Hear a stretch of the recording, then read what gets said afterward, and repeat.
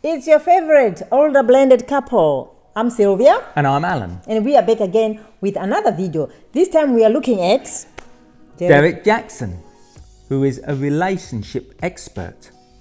But he admitted online that he's been cheating on his wife. So I think he's probably a cheating expert. So if you want to cheat on your wife, that's the person to get in touch with. And remember, if you ever admit that you've been cheating, you must hold your wife's hand here and just drag it over here and say, oh yes, but I used to cheat, but I don't cheat no more. And we are going to see how he comes across in his video where he tries to patch up things, he tries to cover up and say, I'm the nice guy you've always known, nothing has changed. So let's get straight into the video. Here, and today I am joined by my lovely wife, Danae, and we just wanted to address a couple of things. We understand that some of you may have already heard, maybe not, that this chapter of our marriage is one that was preceded by a marriage that I completely failed. And I would say it just started around August, maybe September of last year. What? Is he trying to say he has not failed currently? This was in the past. But, a lot has been said already about what was the cause and all that other stuff. Some of it is true, some of it is completely false. But the truth is, and I'm saying it here now, is that Derrick Jackson was involved with other women. Who is Derrick Jackson? Isn't it him? So he's talking about himself in third person? He's trying to remove himself from the situation? He said it was in the past. Now he's talking in third person. Outside the marriage. And by involved, I want to be clear, I'm not talking about just casually kicking it, maybe a lunch or something like that. I'm talking about as serious as sex, to sexual flirtation and meeting up and that kind of thing. He's talking about how he had sex with other women, but his voice and body language says he is still in control.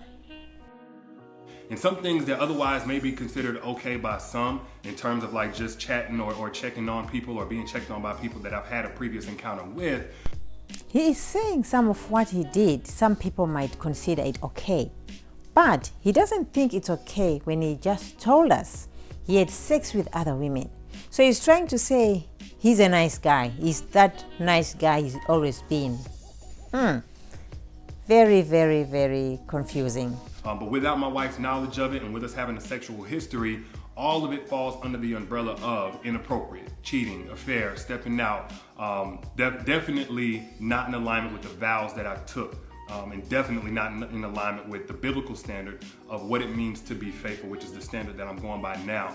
Now, I'm saying this publicly, not because I'm, married to you guys. You say what? Why is he telling us he is not married to us? Basically, what he's saying is that by telling us, he's actually doing us a favor because he doesn't owe us anything because he's not married to us. He's been a hypocrite. People looked up to him. They thought he was a relationship expert. They were inspired. First and foremost, I'm accountable to God. Then I have to be accountable to my wife, in which we've already had this conversation. I've already told her literally everything. I've given her basically a roll call list. If I've said hello to a woman in the last 12 years of me knowing her, she knows about it. But now that it's been made so public, it's important that I first off let you guys know I do not stand by those actions. I don't want to encourage anybody to do that. And then secondly, I know that I cannot build a platform preaching certain things, preaching against certain things, and then in my real life live contrary to that. But you have done just that. That is what you've been doing. Yet he wants us to see how he has stopped doing that now. He is focusing on him being the nice guy. For any amount of time or any length of time to any extent, and think that I can't be held accountable. The same way that I preach, men and women in this situation need to face consequences of their actions, deserve to be held accountable. Guess what? Derrick Jackson's no exemption.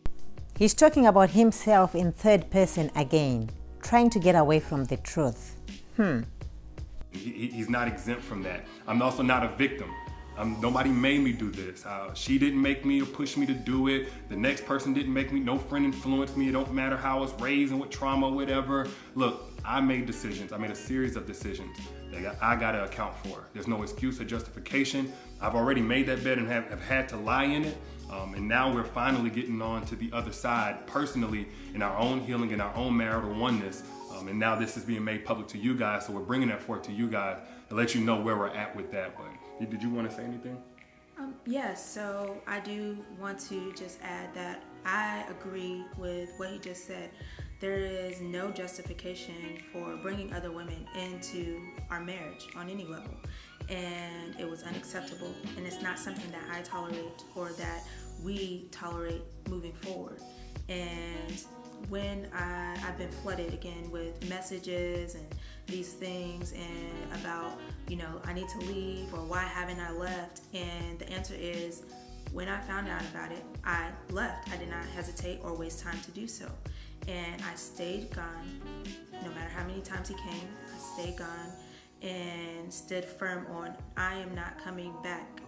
And I did not come back until I seen a shift and a change in his mentality, in how he carried himself, in how he presented himself, and conversations that we were able to have that we had never been able to have in just 12 years of knowing each other. And when we were able to have these dialogues, said, okay, Lord, this is something that you've had your hand on. And this was with me being completely removed from his life. And him pursuing God, continuing to pursue God, and continuing to eliminate these things that led up to the catastrophe that you guys are seeing for the first time. So there's nothing out there right now that is information that I don't already know about or haven't known about. And so this is not something that is new. We have moved forward from it. We have gotten counsel for it and continue to do so. He is still continuing to pursue God and continuing to seek guidance and wise counsel from men of God.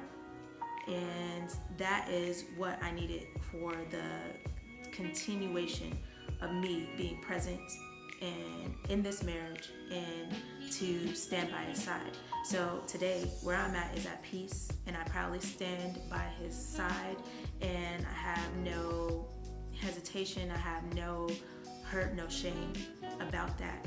And it's only because of the grace of God and the mercy of God. And we have already turned a new chapter in this story. We are continuing to move forward, and we are just now sharing that with you all. And I forgave him, and most importantly, God has first forgiven him, and I also forgive the others as well.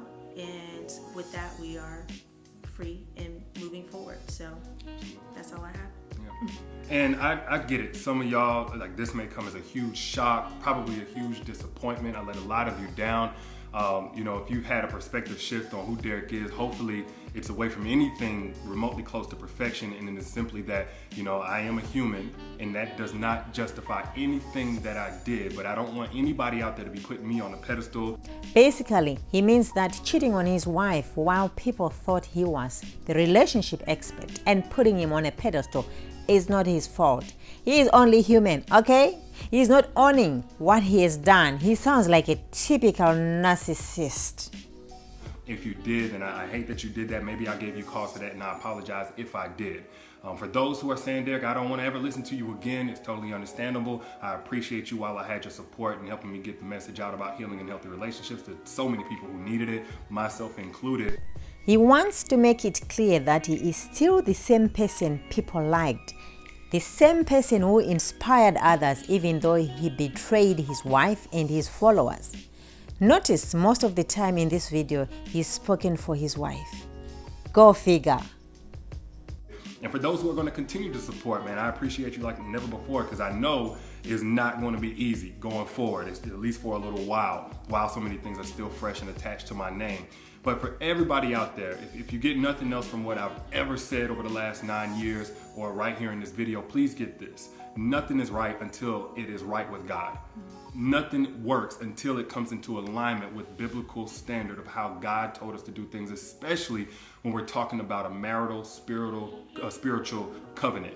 Yes. You cannot do this by your own understanding, your own intelligence, your own willpower, your own values. You have to have the grace of God to break free from certain things, to stay away from certain things, to not operate from your lowest self, whatever it may be. in this, because it's really only by God's grace that we're even able to be here on this video, holding hands. Only God. Well, like a year ago, 7-8 months ago even, I couldn't see this happening. I thought it was over, and I already had begun establishing my relationship with God. But that's the fruit of bringing things in alignment with God. And the mess that's been made, the mess that's now being made public from last year and years past, that's a result of getting out of alignment with doing things God's way. So that's where I stand. That's where we stand. And again, we appreciate you guys, and we'll see you soon. Peace.